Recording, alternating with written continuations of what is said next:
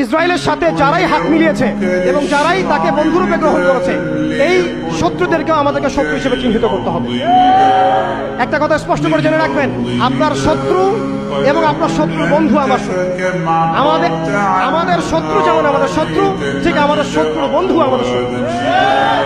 আপনাদেরকে আরো একটা কম সম্পর্কে সতর্ক করে রাখি, যেই কম তাদের সাথে হাত মিলিয়েছে এবং আমরা দেখতে পাচ্ছি যে তারাও সেখানে সৈন্য পাঠিয়েছে এবং তারা গর্ব করে বলছে যে আমাদের 6,500 সৈন্য সেখানে যুদ্ধ করছে। আমি এটা বলতে চাই নাই, কিন্তু আমি আপনাকে বলতে বাধ্য হলাম। দেখুন, আপনি অমুসলিম হন, আমার কোনো আপত্তি নাই, কিন্তু আপনি মাজলুমদের পক্ষ নেন, জালেমের পক্ষ নিয়ে। আশা করা যায় আপনি যদি মাজলুমদের পক্ষ নেন, আল্লাহ চাইলে কোনো না কোনো দিন আল্লাহ আপনাকে হেদায়েত দিতে পারেন।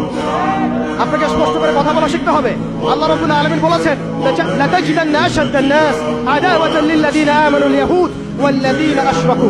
এর আগের আয়াতে শুনেছেন ইহুদি এবং নাসারা একে অপরের বন্ধু।